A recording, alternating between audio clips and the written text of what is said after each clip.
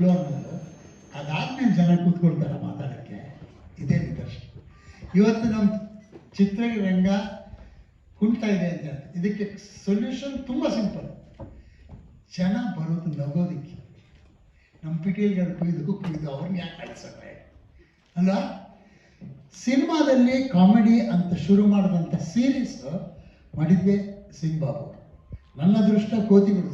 ಆದರೆ ನನಗೊಂದು ಆಶ್ಚರ್ಯ, ಸರ್ ನೀವು ಕುರಿಗಳು ನಂಜುಂಡನ್ ಕೊಟ್ರಿ, ಕತ್ತೆಗಳು ನರಸಿಂಹಮೂರ್ತಿ ಕೊಟ್ರಿ, ಕತ್ತೆಗಳೇ ಸರ್ ನಲ್ಲಿ ಕೊಟ್ರಿ. ನಾವು ಅವ್ರವ್ರ ಮಕ್ಕ ನೋಡ್ಕೊಂಡೇ ಕೊಡೋದು ಸರ್.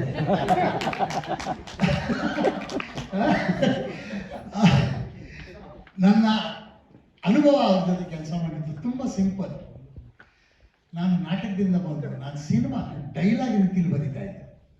ಅಂದರೆ ಸೀನ್ ಶುರು ಆಗ್ತಾ ಯಾರೋ ಬರ್ತಾರೆ ಮಾತಾಡ್ತಾರೆ ಅಂತ. ಸಿಂಗ್ ಬಾಬು ನನಗೆ ಹೇಳಿದರು, ರಿಚರ್ಡ್, ಸಿನಿಮಾ ಡೈಲಾಗ್ ಅಲ್ಲ, ವಿಷುವಲ್. ಇಡೀ ಸಿನಿಮಾ ನೋಡಬೇಕಷ್ಟೇ, ಮಾತಾಡೋದು ನಾಟಕ ಅಂತ. ಇವತ್ತು ನೀವು ಎಲ್ಲರೂ ನೋಡ್ತಾ ಇದ್ದೀರಲ್ವಾ, ಕಂಟಿನ್ಯೂಸ್ ಆಗಿ ವಿಷುವಲ್ ಇದೆ, ಮಾತುಗಳು ಭಾಳ ಕಡಿಮೆ. ಮಾತುಗಳಿಗೆ ಇಲ್ಲಿ ನಾನು ಅಷ್ಟೊತ್ತಿಗೆ 20 ಸಿನಿಮಾ ಬರೆದುಬಿಟ್ಟಿದ್ದೆ.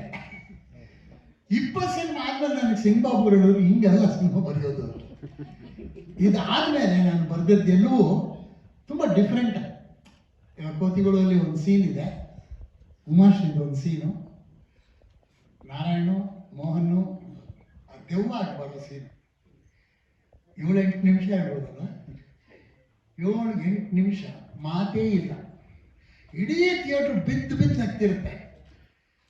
ಶೂಟಿಂಗ್ ಆದಾಗ ಉಮಾಶ್ರೀ ಏನೋ ರುಚಿ, ಒಂದು ಡೈಲಾಗು ಬರ್ತಿದ್ರು, ಏನೋ ಮಾಡೋದು ನೋಡೋ, ಇದು ಬೇರೆ ಥರ ಇದು, ಡೈಲಾಗ್ ಬರೆಯೋದಲ್ಲ, ನೀನು ಮಾತಾಡಿ ಏನು ಆ್ಯಕ್ಟ್ ಮಾಡೋದು ಅಂತ ಜಗಳ ಆಗುತ್ತೆ. ಯಾಕಂದ್ರೆ ನಾವೆಲ್ಲ ರಂಗಭೂಮಿ.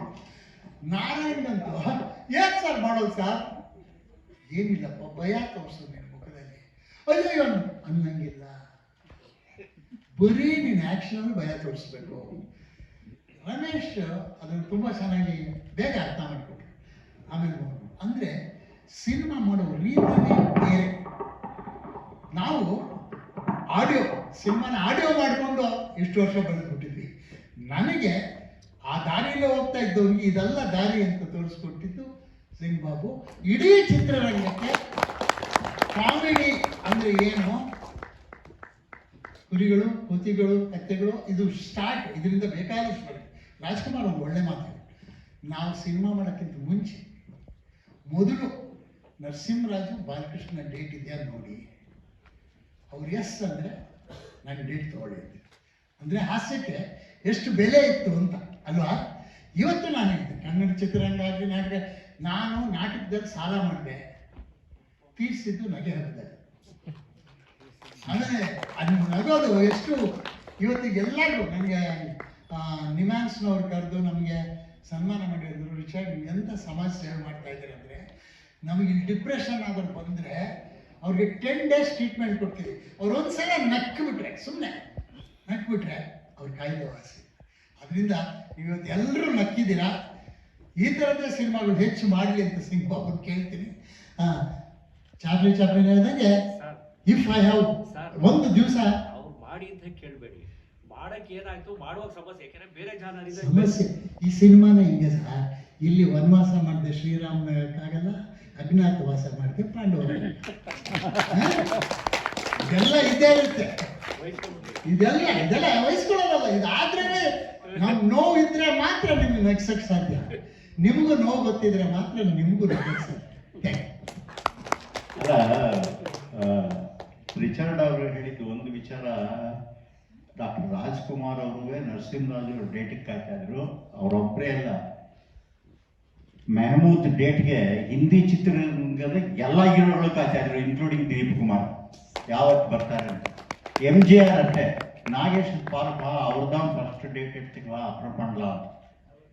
9 ಪಿಕ್ಚರ್ ಆಕ್ಟ್ ಮಾಡ್ತಿದ್ರು ನಾಗೇಶ್ ಕಾಮಿಡಿ. ಶಿವಾಜಿ ಗಣೇಶನ್, MGR, ಜಮಿನಿ ಗಣೇಶನ್ ಎಲ್ಲರೂ ಫ್ಲೋರ್ಗಳಲ್ಲಿ ಕಾಯ್ತಾ ಇದ್ರು. ಇವ್ರು ಹೋಗೋರು 1 hour ಅವ್ರೊಂದು ಸೀನ್ ಮುಗಿಸ್ಕೊಂಡು ಬಂದ್ಬಿಟ್ಟು ಒಡವೆ ಅಲ್ಲ ಎಲ್ಲರೂ ಅಲ್ಲಿಂದ ತಂಗವೇಲು, ಆಮೇಲಿಂದ MR ರಾಧಾ ಕಾಮಿಡಿ ಇದು ಅದರಿಂದ ವಿಲನ್ನು. ಆದ್ದರಿಂದ ನಮ್ಮ ದಿನೇಶು ಎಲ್ಲ ತುಂಬ ಒಳ್ಳೊಳ್ಳೆ ಆರ್ಟಿಸ್ಟ್ಗಳು. ಬಟ್ ನಮ್ಮಲ್ಲಿ ಇವತ್ತಿಗೆ ಕಾಮಿಡಿನ ಸ್ವಲ್ಪ ದೂರ ಇಟ್ಟಿದ್ದಾರೆ. ಹತ್ರ ತಗೊಂಡ್ರೆ ಹೃದಯಕ್ಕೆ ಒಳ್ಳೇದು, ಹೃದಯಕ್ಕೂ ಒಳ್ಳೆ ಔಷಧಿ, ಆರೋಗ್ಯನೂ ಬರುತ್ತೆ. ಅದರಿಂದ ಕಾಮಿಡಿ ಜನರು ಸಿನಿಮಾಗಳು ಮಾಡಬೇಕು. ಬಟ್ ಕಾಮಿಡಿ ಮಾಡೋದು ಅಷ್ಟು ಈಸಿ ಇಲ್ಲ, ತುಂಬ ಕಷ್ಟದ ಕೆಲಸ. ಅದ್ರ ಜೊತೆಗೆ ಒಳ್ಳೆ ರೈಟರ್ ಬೇಕು, ಒಳ್ಳೆ ಆಕ್ಟರ್ಸ್ ಬೇಕು. ನಾವಿದ್ದೀವಿ ಸರ್. ಆಕ್ಟರ್ಗಳು ಹಿಂಗೆ ಹೋಗ್ಬಿಟ್ರೆ ನಾವೇನೇ ಕನ್ಸ್ಯೂಮ್ ಮಾಡಿದ್ರು ಅದನ್ನ ತೆರೆ ಮೇಲೆ ತರೋರು ಆಕ್ಟರ್ಸ್, ಒಳ್ಳೆ ಆಕ್ಟರ್ಸು, ಡೈಲಾಗ್ ಡೆಲಿವರಿ, ಎಕ್ಸ್ಪ್ರೆಷನ್ಸು ಎಲ್ಲರೂ ಕೊಡುವಂಥ ಆಕ್ಟರ್ಗಳಾಗಬೇಕು. ಅದರಿಂದ ಕಾಮಿಡಿ ಸಕ್ಸಸ್ ಆದಾಗ ತುಂಬ ಚೆನ್ನಾಗಿರುತ್ತೆ, ಸೋತಾಗ ಕಷ್ಟ ಆಗುತ್ತೆ. ಬಟ್ ಸೋಲಕ್ಕೆ ಒಳ್ಳೆ ಸ್ಕ್ರಿಪ್ಟ್ ಇದ್ದಾಗ ಎಲ್ಲ ಸಿನಿಮಾಗಳು ಕೆಂಪರಾಜ್ ಅವರದ್ದು ಸಹ ನಿರಂತರವಾಗಿ ಎಡಿಟರ್ ಕೆಲಸ ಮಾಡ್ತಿರ್ತಾರೆ. ಅವರು ಆ್ಯಕ್ಷನ್ ಸಿನಿಮಾಗಳು, ಲವ್ ಸಿನಿಮಾಗಳು, ಈ ಥರ ಬೇರೆ ಬೇರೆ ಥರ ಸಿನಿಮಾಗಳನ್ನೆಲ್ಲ ಎಡಿಟ್ ಮಾಡಿದ್ದಾರೆ. ನನಗೆ ಗೊತ್ತಿರೋಂಗೆ ನಾನು ಒಬ್ಬ ಚಿಕ್ಕ ನಿರ್ದೇಶಕ ಆಗಿರೋದ್ರಿಂದ ಅದರದ್ದು ವೇ ಆಫ್ ಟೇಕಿಂಗ್ಸೇ ಬೇರೆ ಇರುತ್ತೆ, ಅದು ಸ್ಕ್ರೀನ್ ಪ್ಲೇನೇ ಬೇರೆ ಇರುತ್ತೆ, ಅದನ್ನು ಸ್ಟೋರಿ ಟೆಲಿಂಗ್ ಮೆಥಡೇ ಬೇರೆ ಇರುತ್ತೆ. ಒಂದೊಂದು ಸಿನಿಮಾಕ್ಕೂ ಒಂದೊಂದು ಡಿಫ್ರೆನ್ಸ್ ಇದ್ದೇ ಇರುತ್ತೆ. ಕೆಂಪರಾಜು ಒಬ್ಬರು ಸೀನಿಯರ್ ನಿರ್ದೇಶಕರು ಬೇರೆ ಬೇರೆ ಕಡೆ ಇದ್ದಾಗ ಈ ಕಾಮಿಡಿ ಟ್ರ್ಯಾಕಿಗೆ ಬರ್ತಿದ್ದಾಗೆ ಹೆಂಗೆ ನಿಭಾಯಿಸೋಕ್ಕೆ ಸಾಧ್ಯ ಆಗುತ್ತೆ ಅಂತ ಕೆಂಪರಾಜ್ ಅವ್ರು ಮಾತಾಡ್ತಾರೆ. ಅದು ಸಾರ್ ಜೊತೆ ಹೆಂಗೆ ಕೋರ್ಡಿನೇಷನ್ ಇತ್ತು, ಹೆಂಗೆ ಮಾಡೋಕ್ಕೆ ಸಾಧ್ಯ ಆಗ್ತಿತ್ತು, ಕೆಲವರು ಬೇರೆ ವೇವ್ಲೆಂತ್ ಕೆಲಸ ಮಾಡಬೇಕಾಗತ್ತೆ.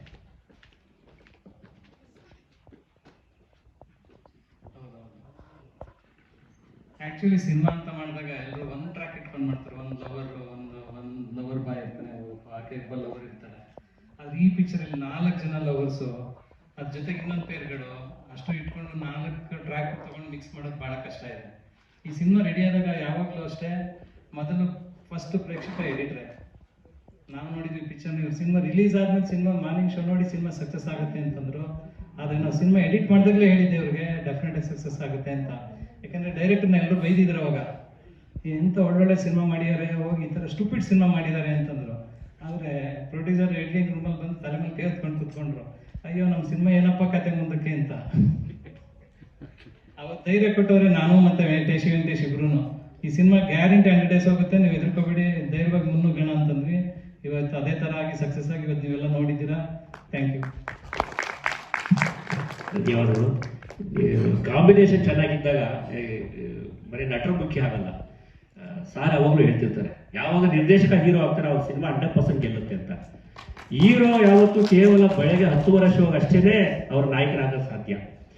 ಮಧ್ಯಾಹ್ನ 1:30 ಗಂಟೆ ಶೋ ಹೌಸ್ಫುಲ್ ಆಗಬೇಕು ಅಂದ್ರೆ ಅಲ್ಲಿ ನಿರ್ದೇಶಕ ಹೀರೋ ಆಗಬೇಕು. ನಿರ್ದೇಶಕ ಹೀರೋ ಆಗಬೇಕು ಅಂದ್ರೆ ಅವ್ರ ತಂಡ ಇದೆಯಲ್ಲ, ಒಂದು ಟೆಕ್ನಿಕಲ್ ಎಡಿಟರ್ ಇರ್ಬೋದು, ಕಥೆಗಾರ ಇರ್ಬೋದು, ಸಂಭಾಷಣೆಗಾರ ಇರ್ಬೋದು, ಚಿತ್ರಕಥೆ ಮಾಡ್ಬೋದು, ಕ್ಯಾಮ್ರಾಮನ್ ಇರ್ಬೋದು, ಇಷ್ಟೋ ಜನ ಒಟ್ಟಿಗೆ ಹೀರೋಗಳು ಆಗ್ಬಿಟ್ರೆ ಆ ಸಿನಿಮಾ ಸೂಪರ್ ಹಿಟ್ ಆಗುತ್ತೆ.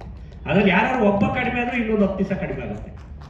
ಸೊ ಹಾಗಾಗಿ ನಿರಂತರವಾಗಿ ಅವ್ರ ಟೀಮ್ ಹಾಗೆ ಇರೋದ್ರಿಂದ, ಹಾಗೆ ಕಟ್ಕೊಂಡು ಬಂದಿರೋದ್ರಿಂದ ಅವ್ರು ಬಹುಶಃ ಎಲ್ಲೂ ಕಾಂಪ್ರಮೈಸ್ ಆಗದ ಸಿನಿಮಾ ಮಾಡೋದ್ರ ಜೊತೆಗೆ ತಾಂತ್ರಿಕವಾಗಿ ಅವ್ರು ಯಾರ ಜೊತೆ ಕಾಂಪ್ರಮೈಸ್ ಆಗದೇ ಇರೋದಕ್ಕೆ ಕಾರಣಕ್ಕೆ ಬಹುಶಃ ಅವರು ಎಲ್ಲ ಜಾನರ ಸಿನಿಮಾನ ಗೆಲ್ಲಕ್ಕೆ ಸಾಧ್ಯ ಆಗಿದೆ ಅಂತ ನಾನು ಭಾವಿಸ್ತೇನೆ.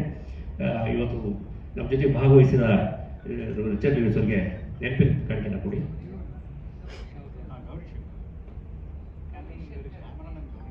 ಅಲ್ಲ ನಾನು ಇದಕ್ಕೆ ಆಗಮಿಸಿರ್ತಕ್ಕಂಥ ಕ್ಯಾಮ್ರಾಮನ್ ಅಂತ ಏನಿಲ್ಲ.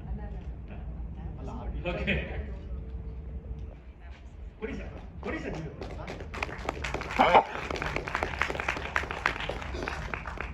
ಕೆಂಪರಾಜ್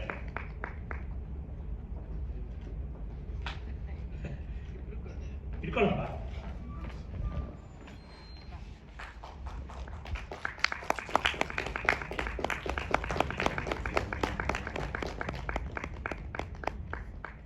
ಧನ್ಯವಾದಗಳು. ಕೆಳಗಡೆ ತಿಂಡಿಯ ವ್ಯವಸ್ಥೆ ಆಗಿದೆ, ದಯವಿಟ್ಟು ಎಲ್ಲರೂ ಅಲ್ಲಿ